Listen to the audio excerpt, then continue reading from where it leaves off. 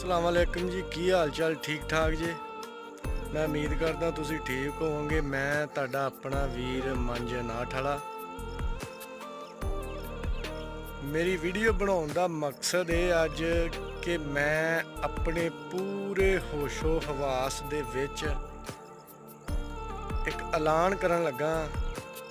मेरे पिंड च, मेरे शहर च, मेरे सूबे च, पूरे पाकिस्तान च या पूरी दुनिया ते मैं किसी बंदे का दिल दुखाया या मेरी वजह तो किसी की दिल आज़ारी हुई है या मेरी वजह तो परेशान आ या मैं किसी के मूँह ते चपेड़ मारी है या किसी नू जलील किया, जो भी किसी का नुकसान किया, मैं अल्लाह ते अल्लाह दे रसूल वास्ते उस बंदे को माफ़ी मांगना।